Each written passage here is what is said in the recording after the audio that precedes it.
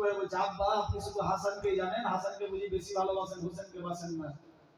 বেটি রে এরকম প্রশ্ন করিও না, আমার দুই নাকি আমার জানতে জিগায়। বেটি ফাতেমা তুমি কি জানবা আমি নবী মুস্তাফা জানি। আল্লাহর হাজার হাজার ফেরেশতা হুসাইনের দিকে আছে, আর হুসাইনকে বলছে, হুসাইন তুমি হাসানকে ধরো, হাসানকে ধরো। হাসানের দিক থেকে কেউ বলছে না, এজন্য আমি নবী মুস্তাফা হাসানকে বারবার বলছি, হাসান হুসাইন को पकड़ो, হুসাইন को पकड़ो। ফাতেমা খুশি হয়ে গেল, আল্লাহর নবী গো ফেরেশতারা কি হুসাইনের দিকে আছে? হ্যাঁ বেটি ফেরেশতারা হুসাইনের দিকে আছে। হুসাইন যে দিক থেকে লাল কাপড় পরেছে, আল্লাহু আকবার, আল্লাহু আকবার। হুসাইনের দিকে সমস্ত ফেরেশতারা তাকিয়ে দেখে। আমি আমার হাসানের দিকে তাকিয়ে দেখি, হাসান যেদিন সজ্জা কাপড় পরেছে সেদিন থেকে আমার দিলের মধ্যে কেমন কেমন মহব্বত জন্মে গেছে। তবে আমার দুই নাতি কেউ কাউরি চাইতে কম নাই। আল্লাহু আকবার, আল্লাহু আকবার। কেউ ছোট নাই, আমার দুই নাতি অনেক বড়। আমার নাতিদের সঙ্গে কাউরি তুলনা হবে না। বেটি ফাতেমা তুমি কিন্তু মনে করো না তোমার দুই বেটাই আল্লাহর কাছে অতি উত্তম নেয়ামত। ফাতেমার দিলে শান্তি চলে আসলো। আরে আমার ফেরেশতারা আমার বেটাদের দিকে টেনশন নাই। আল্লাহু আকবার। এইভাবে একের পর দ্বিতীয় দিন চলছে। হাসান হোসেন দিনের পর দিন বড় হচ্ছে। কোথায় আছে মুসলমান? হযরত ইমাম হাসান এক তাকতিতে লিখেছে, হুসাইন এক তাকতিতে লিখেছে। লিখে দুইজনের লেখা কম ভালো নাই, দুটাই সমান। কিন্তু প্রমাণ করতে হবে কারটা ভালো কারটা মন্দ। কি রকম প্রমাণ করবে? হাসান এক পাতে লিখে, হুসাইন পাতে লিখে মায়ের সামনে হাজির। মা মা দেখো তো আমাদের দুই হাতে দুই তাকতিতে লেখা, আমি হাসান এটা লিখেছি। হুসাইন বলছে, মা এদিকে দেখো এটা আমি লিখেছি। মা বলো তো কারটা ভালো? আল্লাহর নবীর বেটি দুই বেটার দিকে তাকাতে লাগলো। দুইজনেরই লেখা ভালো, কাউরি লেখা খারাপ নয়, কিন্তু আমি ডিসিশন কি করে দেব? ফাতেমা বলে, বেটা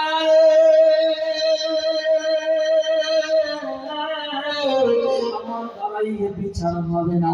তোমার আব্বা নামাজ পড়তে গিয়েছে, যা যা যা রাস্তায় দেখতে পাবা তোমার আব্বাকে গিয়ে বলবা, হযরত আলী বিচারের সমাধান দিয়ে দেবে। হাসান হোসেন দৌড়াতে লাগলো, কখনো হাসান আগে কখনো হুসাইন পিছে। দুই ভাই মিলে এবার দৌড়াতে দৌড়াতে গিয়ে পৌঁছে গেল। আব্বা হুজুর রাস্তায় দেখা, আব্বা গো কি হয়েছে বেটা বলো?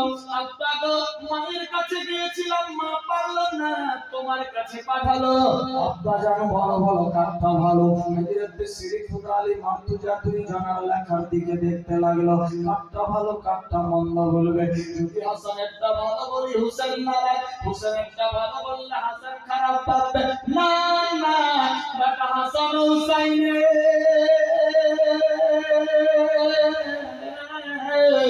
আমার নাই বিচার সম্ভব না।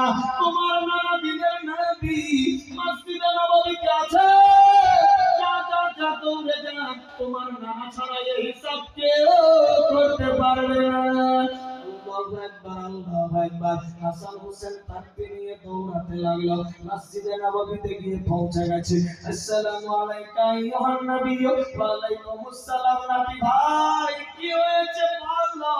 নানা গো তোমার বেটির কাছে গেলাম পারলো না, তোমার জামাইয়ের কাছে গেলাম হলো না, পাঠিয়ে দিল তোমার কাছে। কি হয়েছে নানা ভাই বলো? এই মামা কার লেখা ভালো দেখো? আমার হাসানের লেখা হুসাইনের লেখা কাটটা ভালো কাটটা মন্দ, কে ভালো কে খারাপ বলতে হবে, কে বড় কে ছোট প্রমাণ করতে হবে। আল্লাহর নবী কখনো হাসানের দিকে তাকায়, কখনো হুসাইনের দিকে তাকায়। আল্লাহু আকবার। দুটাই তো জান্নাতি হরফ। এই হরফগুলো কার লেখা? হাসান বলছে আমার, হুসাইন বলছে আমার। আল্লাহু আকবার। এমত অবস্থায় আইয়ুবকে বেলাল মসজিদে নববীতে আযান দিয়ে দিলেন। আযান চলছে। আল্লাহু আকবার, আল্লাহু আকবার। আল্লাহ মহান, সর্বশ্রেষ্ঠ। আযান দিয়ে দিলেন। আসরের সময় বিশ্বনবী বললেন, নাতি ভাই সব ফাইনালিস্ট, হিসাব হবে। আল্লাহ পাক আমাকে দুনিয়াতে পাঠিয়েছেন সমস্ত সমস্যার সমাধান করার জন্য। টেনশন নিও না, আগে সালাত আদায় করে নে। আসরের নামাজ। হাসান একদিকে দাঁড়িয়েছে, হুসেন একদিকে, বিশ্বনবী ইমামত, সাহাবীরা পেছন দিকে। যেই জায়গাতে সালাত আদায় করতেন বর্তমানে সেই জায়গাটা ঘেরা আছে, ওই জায়গাটার নাম হলো রিয়াজুল জান্নাহ। এই রিয়াজুল জান্নাতে ঢুকতে গেলে বড় মোবাইল নিয়ে যেতে হয়। বড় মোবাইলে ওখানে একটা অ্যাপস ডাউনলোড করে পাসপোর্ট ভিসার নাম্বার দিয়ে ফর্ম ফিলআপ করতে হয় অনলাইনে। লকডাউনের পরে এই সিস্টেমটা চালু হয়েছে। অনলাইনে আপনাকে ঢোকাবে, ভেতরে ঢুকে দুই রাকাত সালাত আদায় করবেন। যে জান্নাতে একবার ঢুকে যায় আর বের হয় না। দুনিয়ার বুকে একটাই জায়গা জান্নাত, যে জায়গাটা হলো বিশ্বনবীর রওজা থেকে নিয়ে ইমাম যেখানে নামাজ পড়াচ্ছে এর পিছে, যার নাম হলো রিয়াজুল জান্নাত, জান্নাতের কিয়ারি বা জান্নাতের টুকরা।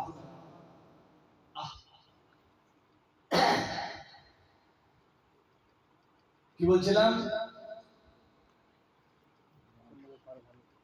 খাত নিয়ে গেছে, আগে নামাজ হয়ে যাবে। আল্লাহর নবী সালাতে দাঁড়িয়ে গেলেন, সমস্ত সাহাবীরা নামাজে দাঁড়িয়েছে। হাসান হুসাইন দুই দিকে।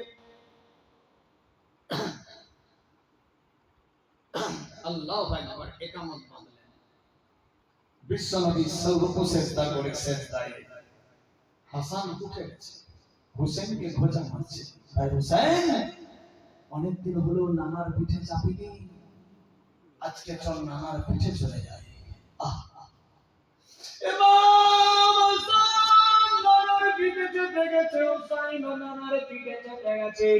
দুই নাতি ভাই নানার পিঠে চেপে বলছে চল গারা চল চল।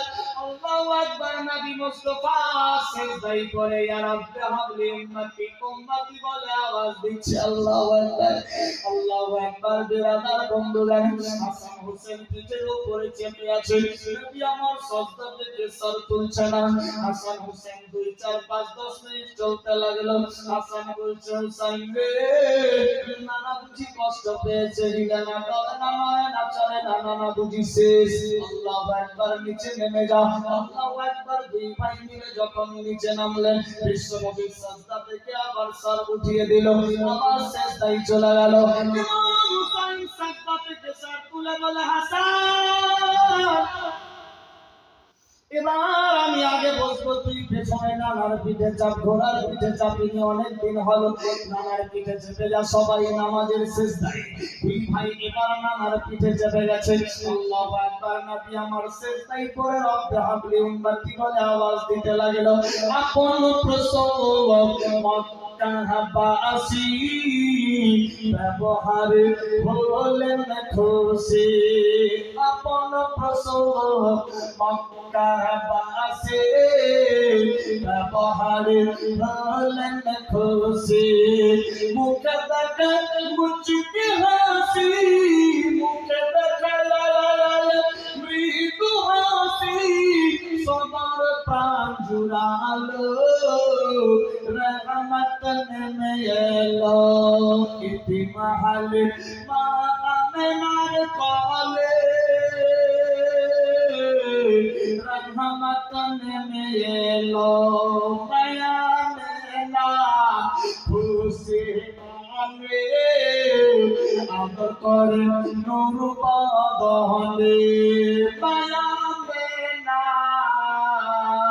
খুশি মনে চুমা দেয় চাঁদ বদনে আমার পরে বুক পেলে আমার পরে বুক পেলে সারা রাত কাটালো